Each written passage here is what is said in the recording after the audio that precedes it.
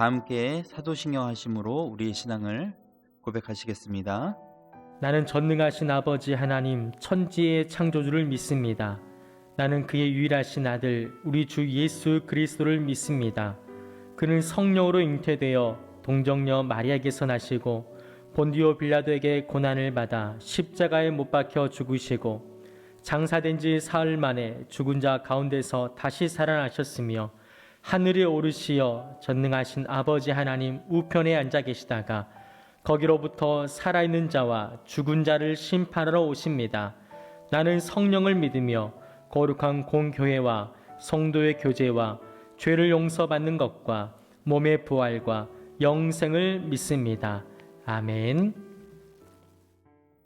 찬송가 284장 오랫동안 모든 죄 가운데 빠져 함께 찬양하심으로 하나님께 영광 올려드리시겠습니다.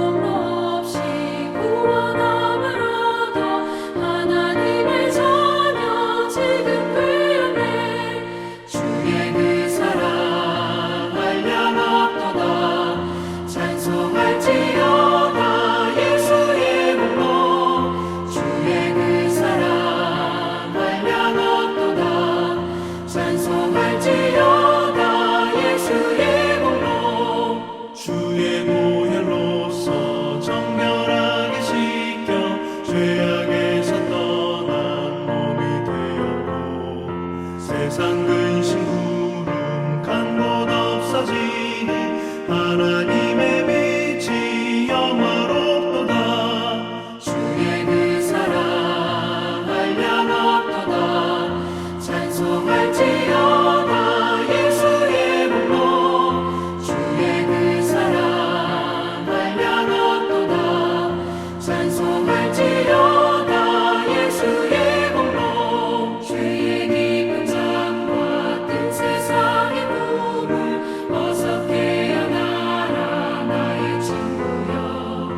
은혜 받을 날과 구원 얻을 때가 지금 온 세상에 선포되었네. 주의 그 사랑 한량없도다. 찬송할지어다 예수의 복로. 주의 그 사랑 한량없도다. 찬송할지어다 예수의 복로.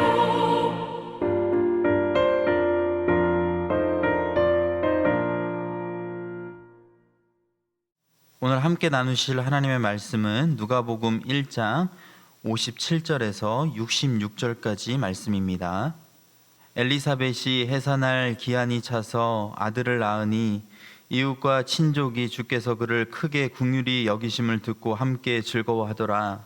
8일이 되매 아이를 할례하러 와서 그 아버지의 이름을 따라 사가랴라 하고자 하더니 그 어머니가 대답하여 이르되 아니라 요한이라 할 것이라 하매 그들이 이르되 내 친족 중에 이 이름으로 이름한 이가 없다 하고 그의 아버지께 몸짓하여 무엇으로 이름을 지으려 하는가 물으니 그가 서판을 달라 하여 그 이름을 요한이라 쓰매 다 놀랍게 여기더라.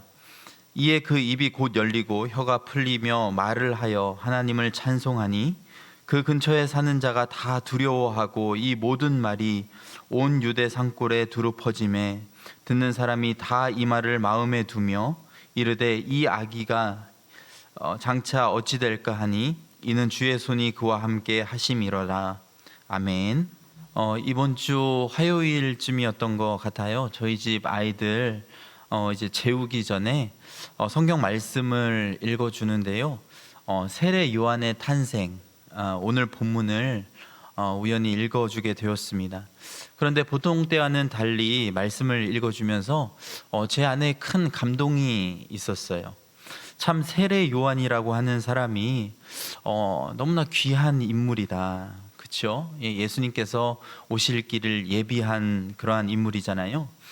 그런데 그의 탄생 배경도 매우 다이나믹하다. 즉 평범하지 않고 하나님께서 그의 부모였던 사가랴와 엘리사벳에게 보여주신 은혜가 크다라는 것을 발견하게 되었습니다. 오늘 본문은 사가랴와 엘리사벳이 세례 요한을 낳고 이름을 지어주는 과정에서 이러한 일들을 소개하고 있습니다. 엘리사벳은 나이가 많아서 아이를 낳을 수 없는 그러한 상황이었죠. 불가능했는데 그 일이 가능케 되었다라고 오늘 본문은 이야기하고 있어요. 그런데 오늘 말씀에는 그들이 아기를 가질 수 있었던 이유를 단지 우연한 것으로 언급하고 있는 것이 아니라 그들이 아기를 가질 수 있는 분명한 이유가 있었다라고 이야기를 하고 있습니다. 오늘 말씀 58절에 보시면 이웃과 친족이 주께서 그를 크게 긍휼히 여기심을 듣고 함께 즐거워하더라 말씀하고 있죠. 오늘 말씀의 저자 누가는 주께서 그를 크게 긍휼히 여기셨다라고 말씀하고 있습니다. 우리가 여기서 주목해야 할 것이 있습니다. 크게 긍휼히 여기셨다. 여러분, 크게 긍휼히 여기셨다는 것이 무슨 의미일까요? 하나님께서 특별한 긍휼을 베푸셨다라는 것입니다. 하나님께서 베푸시는 긍휼에는 그냥 일반적인 긍휼과 특별한 긍휼이 있다라고 생각합니다.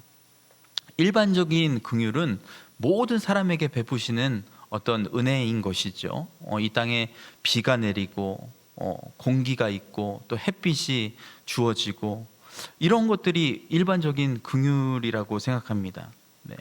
반면에 특별한 긍휼은요, 모든 사람이 아니라 지정된 특정한 사람에게만 베푸시는 하나님의 긍휼입니다.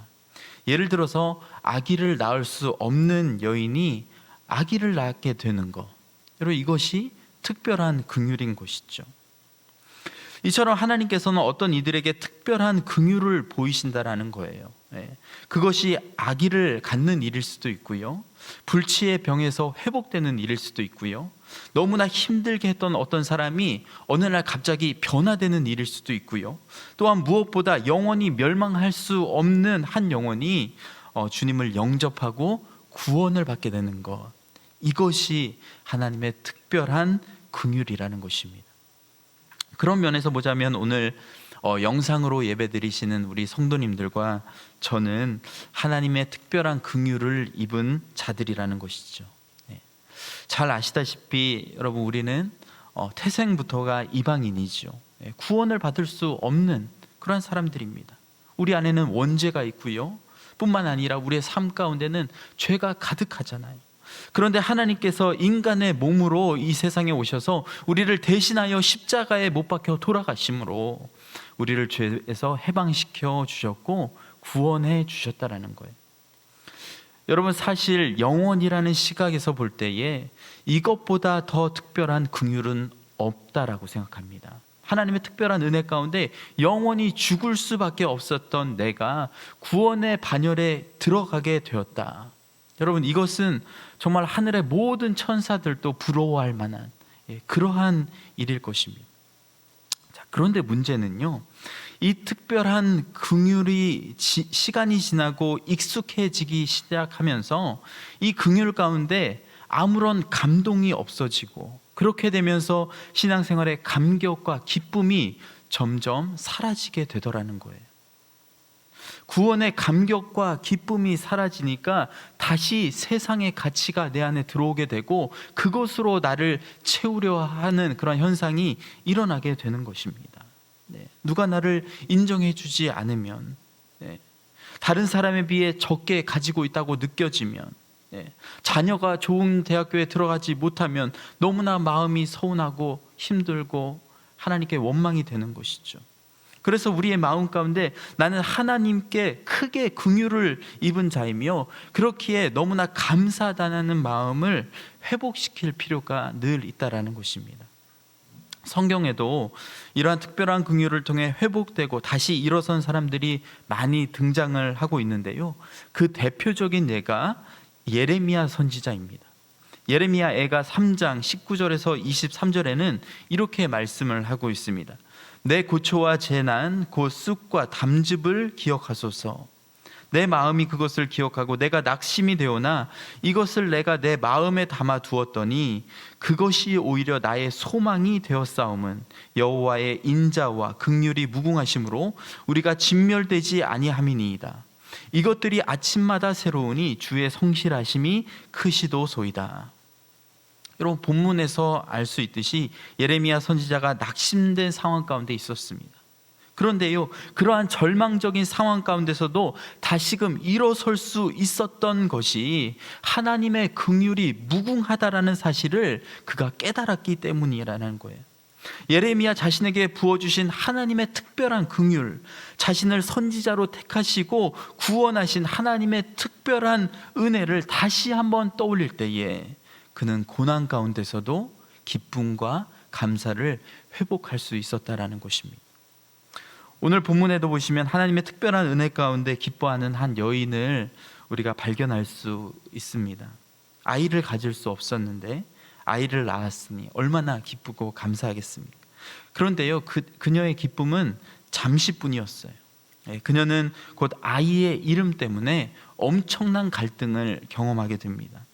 오늘 말씀 60절에서 61절을 보시면 그 어머니가 대답하여 이르되 아니라 요한이라 할 것이라 하매 그들이 이르되 내 친족 중에 이 이름으로 이름한 이가 없다 하고 말씀하고 있죠.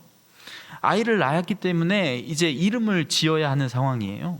그런데 엘리사벳은 아이를 낳기 전부터 성령님께서 지어준 이름이 있었습니다. 요한이라고 하는 이름이 있었어요. 그런데 친척들은 지금까지 우리 문중 가운데, 가문 가운데 그러한 이름이 없는데 왜 그 이름으로 지어야 하냐고 그렇게 주장을 하고 있는 거예요. 이때 사가랴와 엘리사벳의 마음이 어땠을까요? 아마 엄청난 고민과 그러한 심각한 상황 가운데 빠질 수밖에 없었을 것입니다. 왜냐하면 그것은 단순히 아이의 이름을 짓는 문제가 아니었기 때문이에요. 지금처럼 현대 핵가족 시대에는 이해할 수 없는 엄청난 어려움이 있었다라는 것이죠. 문파와 가문이 갖고 있는 의견을 개인의 생각보다 훨씬 더 중요하게 생각하던 유대 문화를 이해하신다면 이것이 얼마나 심각한 상황인지 우리 성도님들 이해하실 것입니다. 사실 한국에도 이름마다 계보가 있고 또 돌림자가 있잖아요.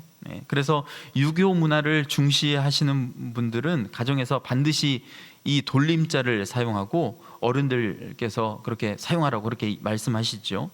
그런데 유대 문화에서는 그 정도가 아니었습니다. 반드시 그 가문의 조상 중에 이름이 있는 그 이름을 사용하는 것이 그들의 전통이었던 거예요. 그들에게 있어서 전통은 생명과 같은 것이죠. 만약에 그것을 무시한다면 그들은 문중에서 사라질 수 있고 비난과 문책을 면할 수 없는 그러한 상황 가운데 들어가게 되었던 것입니다. 단순히 이름을 짓는 문제가 아니었다라는 거예요. 그들의 생존이 걸린 문제였습니다. 천사를 통해 들려진 하나님의 말씀이 있었지만 그대로 순종하는 것이 쉽지가 않은 그런 상황이었다라는 거예요. 그런데 그런 상황에서 그녀가 내린 결정이 무엇이었습니까? 네, 하나님의 말씀에 순종하는 것이었습니다.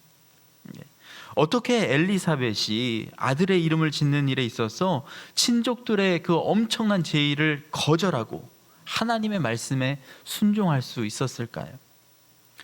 그것은 엘리사벳이 이미 하나님의 약속이 이루어지는 경험을 했기 때문이라고 생각합니다. 이미 경험을 한 거예요. 다시 말해서 하나님의 특별한 긍휼을 늘 삶에서 경험하고 또 그것을 기억하고 있었기 때문에 또 다른 상황 가운데 하나님의 말씀에 순종하는 것은 그녀에게 있어서 그렇게 큰 일이 아니었다라는 것입니다. 우리가 알다시피 사가랴와 엘리사벳은 나이가 늙었기 때문에 더 이상 아이를 가질 수 없는 그러한 처지였잖아요. 그런데 하나님께서 그들에게 아들을 낳을 것이라고 말씀하셨고 그 말씀이 성취되었습니다. 그때 엘리사벳이 어떠한 생각을 했을까요? 하나님의 말씀은 반드시 성취되는구나, 이루어지는구나, 그렇게 생각을 했을 것입니다. 그녀에게 그런 믿음이 있었기 때문에, 이러한 특별한 하나님의 은혜가 있었기에 전통을 따르지 않고 하나님의 말씀에 순종하며 나아갈 수 있었다라는 거예요. 여러분, 그렇습니다. 하나님의 약속이 이루어지는 것을 내 삶에 경험하게 되면, 하나님의 특별한 은혜를 내 삶 가운데서 얻게 되면 하나님의 말씀에 순종할 수 있습니다. 그래서요, 계속해서 우리는 하나님의 말씀을요, 듣고 읽고 쓰고 해야 하고요, 그것에 그치는 것이 아니라 말씀을 우리의 삶 가운데 살아내야 한다라는 것입니다. 그런데 목사님, 저는 특별한 하나님의 은혜가 제 삶 가운데 별로 없는 것 같습니다. 제가 말씀드렸죠, 우리에게 있어서 가장 특별한 은혜가 무엇일까요? 그것은 다른 것이 아니에요. 세상에 속한 사람이 아니라 하나님에게 속한 사람이 되어서 영원한 생명을 누리는 영원한 존재가 된 것입니다.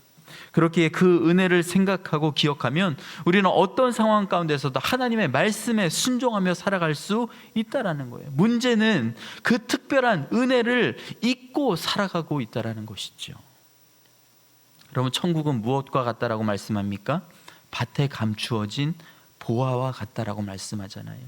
어느 밭에서 일을 하다가 보화를 발견하게 되었습니다. 정신이 없었겠죠. 자기가 가진 모든 재산을 다 팔아서 그 밭을 사는 거예요. 그 땅에 보화가 숨겨져 있기 때문에 그렇습니다. 이제 부자가 되었어요.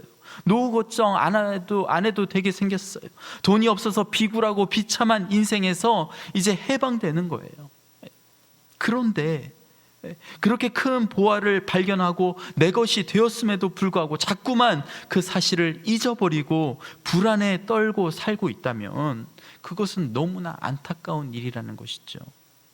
그렇게 우리는 늘 하나님께서 우리에게 부어주신 특별한 은혜, 긍휼, 사랑, 구원하신 놀라운 은총을 생각하며 기억하며 살아야 한다는 것입니다. 자, 오늘 말씀을 정리하겠습니다. 오늘 세례 요한의 출생을 통해서 사가랴와 엘리사벳이 하나님의 말씀에 순종하며 그들의 신앙에 기쁨과 감사가 있었던 것은요, 하나님의 특별한 긍휼이 그들 가운데 있었기 때문에 그렇습니다. 즉, 삶 가운데 하나님의 말씀에 성취가 있었고, 그렇기에 그들은 그것으로 인해 더 어려운 순종, 그들의 전통과 문화를 초월한 순종도 할 수 있었다라는 것입니다. 그러한 순종 가운데 세례 요한이 태어나게 되었고요, 그는 이 땅에 오신 예수 그리스도의 길을 준비하는 귀한 사역을 감당할 수 있었습니다. 우리의 삶 가운데서도 중요한 것은 늘 주님이 우리에게 주신 은혜를 먼저 기억하는 것입니다. 힘들 때, 어려울 때도 그래, 주님께서 나를 특별히 선택하셔서 자녀로 삼아주시고 나를 구원해 주셨지, 참 감사하다. 이것을 기억하고 기뻐하며 살아가는 것이 중요하다는 거예요. 그리고 뿐만 아니라 늘 삶 가운데 그 특별한 은혜를 누리며 사는 것입니다. 오늘 또 온라인 새벽 예배 말씀을 들으시고 우리 성도님들 기도하시잖아요. 아마도 다시 찾아온 정부의 사회적 거리두기 2.5단계 격상으로 인해서 다시 한번 좌절과 실망 의 마음을 가지시는 성도님들이 많이 계실 거로 생각합니다. 이제 코로나19가 좀 종식되려나 보다 했더니 다시 기승을 부리고, 이제 정말로 마지막인가 했더니 다시 또 살아나고, 참 우리의 마음을 지치게 하는 것 같아요. 그러나 이럴 때일수록 더욱 하나님께서 나에게 베풀어 주신 특별한 은혜, 구원을 생각하며 승리하시기를 간절히 소망합니다. 오늘 또 기도하실 때 주님, 내 기도에 응답하여 주시고 늘 주님의 말씀과 응답 가운데 승리하는 삶을 살 수 있도록 도와주십시오. 주님, 한순간도 주님께서 나에게 베풀어 주신 그 특별한 은혜, 구원을 잊지 말게 하여 주십시오. 우리가 기도하며 나아갈 때 어떤 어려움이 우리 삶 가운데 닥치더라도, 어떤 고난이 닥치더라도 승리하는 여러분과 제가 될 줄로 믿습니다. 오늘 또 말씀 가지고 승리하시는 여러분과 제가 되시기를 간절히 소망합니다. 주님께서 가르쳐 주신 기도를 드리시겠습니다. 하늘에 계신 우리 아버지, 아버지의 이름을 거룩하게 하시며 아버지의 나라가 오게 하시며 아버지의 뜻이 하늘에서와 같이 땅에서도 이루어지게 하소서. 오늘 우리에게 일용할 양식을 주시고 우리가 우리에게 잘못한 사람을 용서하여 준 것 같이 우리 죄를 용서하여 주시고 우리를 시험에 빠지지 않게 하시고 악에서 구하소서. 나라와 권능과 영광이 영원히 아버지의 것입니다. 아멘. 오늘 또 말씀 가지고 함께 기도하시겠습니다.